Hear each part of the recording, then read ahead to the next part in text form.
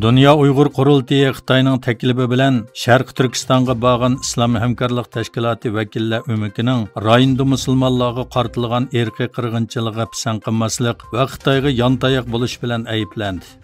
Muajiratga Uyg'urlarning vakil xarakterlik organi bo'lgan Dünya Uyghur Qurultayı bayonot e'lon qilib, Islom hamkorlik tashkiloti vakillar o'mikining Xitoyning tashviqotiga moslashish safarini aybladi.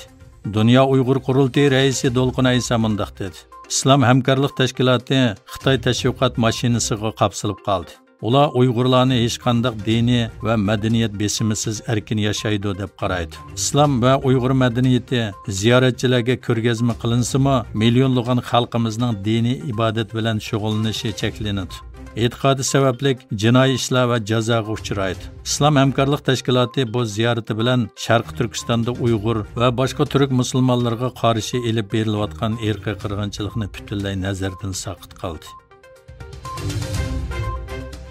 Xitoyda bir ministerlik amaldori Amerika Markaziy axborot idorasiga jasuslik qilish jinoyati bilan qo'lga olingan.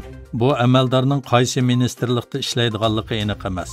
Bu vaqtdagi xabarlarda ma'lum bo'lishicha, Xav familiyalik 39 yoshlik erning delosi tekshirilayotgan bo'lib, qaysi ministerlikda ishlaydiganligi oshkorlanmagan. Xitoy Rossiya Ukraina urushida betaraf maydonda turganligini da'vo qilgan bo'lsa-mu, Rossiya armiyasiga ta'minlagan harbiy yordamining turi va soni xalqaro jamiyatning bilginidan zo'r darajada ko'p ekan.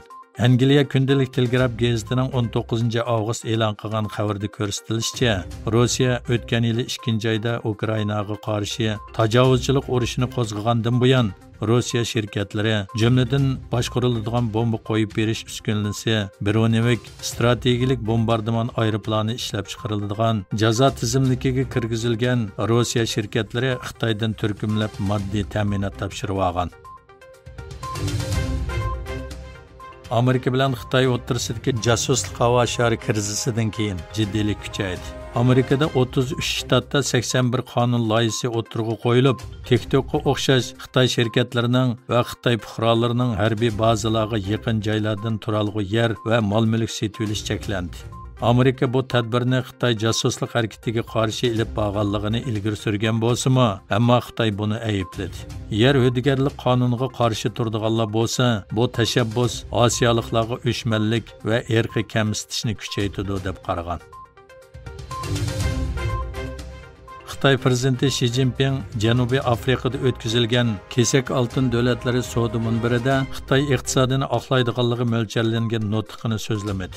Ommaga oshkorlangan munbar kalendarga asoslanganda Xi Jinpingning seshanba kuni Janubiy Afrika rahbari Cyril Ramaphosa bilan ko'rishgandan keyin nutq so'zlashga o'rinlashtirilgan. Ammo uning o'rniga Xitoy savdo ministri Wang Wentao sahnaga chiqib so'z qilgan. Xi Jinpingning Xitoy iqtisodining ahvoli to'g'risida nutq so'zlashdan o'zini qochirishi, davlat ichida pul paxalligi yuz berayotgan, uy-mulk kasbiy qiyinchilikqa duch kelgan va ommaviy qarz kunsiri kuchayayotgan mazgilga to'g'ri keldi.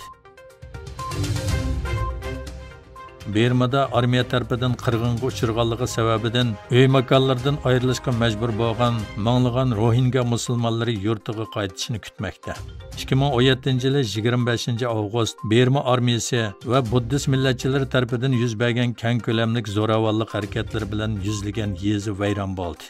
Bu zo'ravonlik harakatlari Birlashgan Davlatlar Tashkiloti va har qaysi xalqaro kishilik huquq tashkilotlari tarafidan milliy tozalash deb atalgan bo'lib, 900 mingdan ortiq Rohingya musulmonlari Bengalda panoh olinishga majbur bo'lgan.